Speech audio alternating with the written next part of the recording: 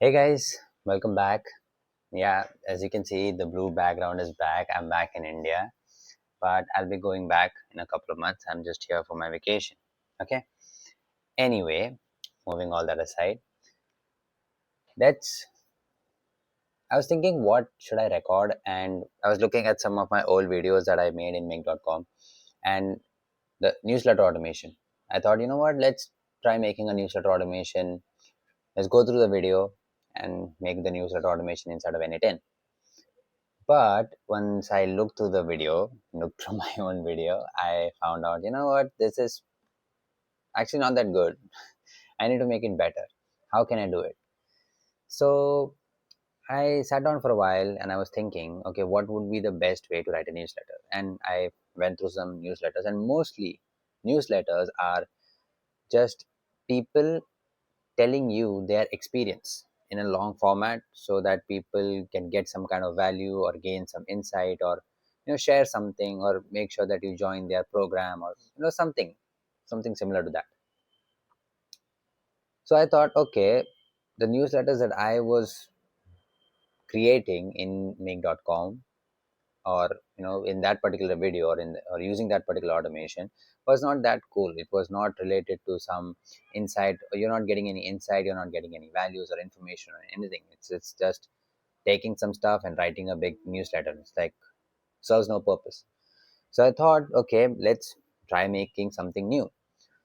So I wanted to create a newsletter in such a way where I could just give it an experience, and using that experience it could just write a full-fledged newsletter for me in my tone of voice.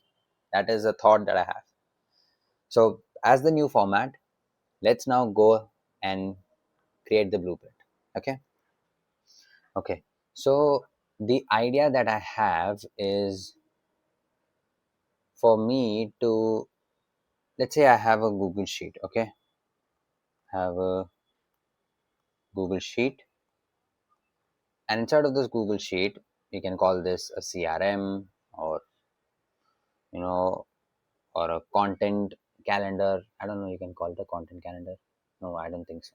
Anyway, we'll just call it a Google Sheet for now because it is a Google Sheet. Okay. So in this Google Sheet, we will, hold our experience. So let's write experience. Okay. We'll keep our experience here. What will happen is, let's say I go to this Google Sheet and I type out my experience. Okay. Like, this is so and so happened to me today, and this is what I learned. Okay. That's it. That's my experience. What will happen is, I will use an AI agent, and I will take that experience and I will write a full-fledged newsletter out of it using that experience. And that newsletter, wait, let me just write it together. Oops. And that will be in my tone of voice.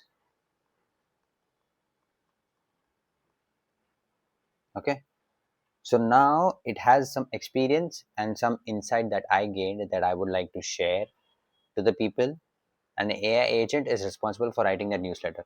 And then after we've created that newsletter, we will send it out.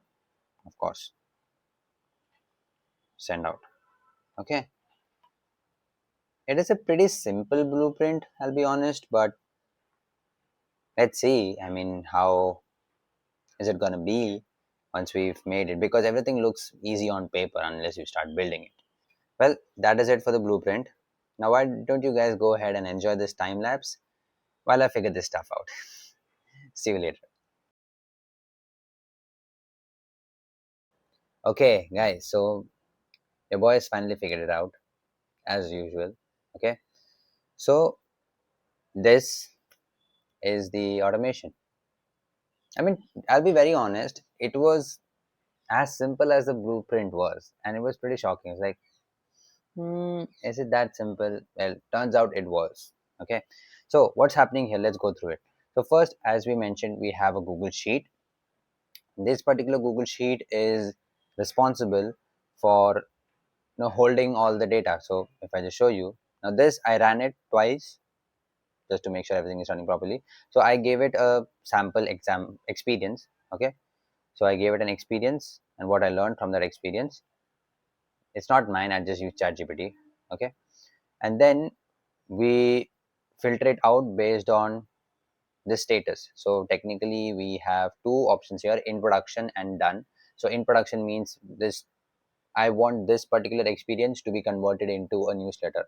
Okay, so we have that. We filter them out based on what is in production, and then we have an AI agent.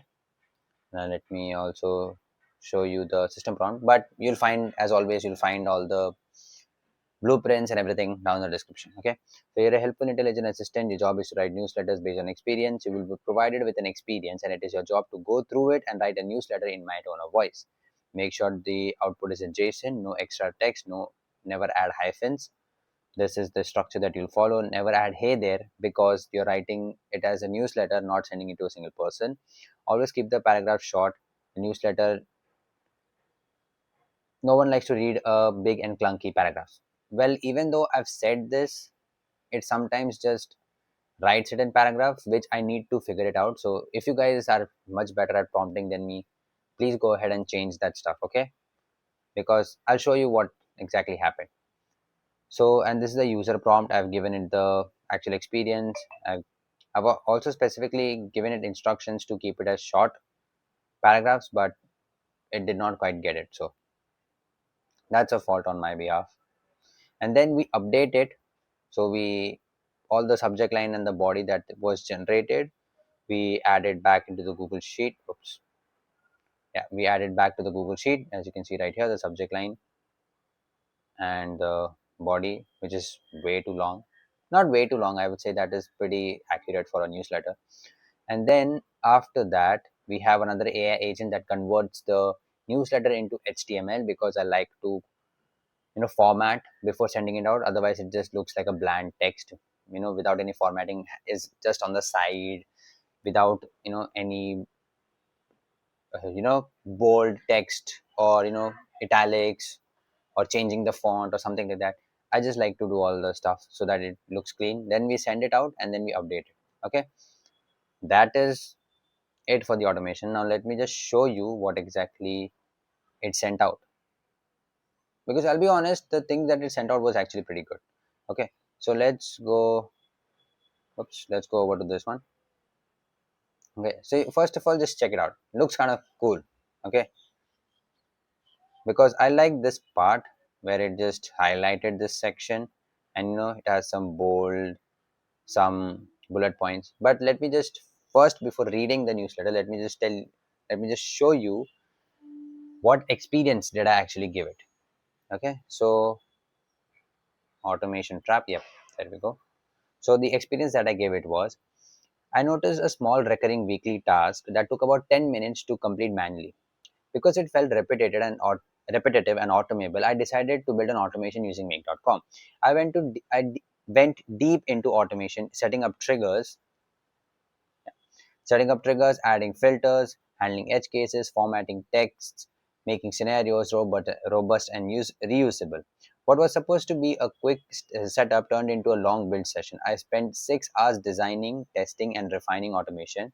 Once it worked perfectly, I felt proud until I realized the automation saved only about 10 minutes per week. Shit. When I calculated the ROI, the break even point was months away, making the investment clearly unnecessary. The key realization is that I didn't automate to save time, I automated because it felt productive, interesting, and founder like. I confused building something with creating real leverage. The lesson was that automations became productivity flavored procrastination. Not everything that feels repetitive deserves automation. I now use clear decision filters before automating. Does this task happen frequently? Or are mistakes costly? Does it drain mental energy, not just time? Does it affect client or revenue?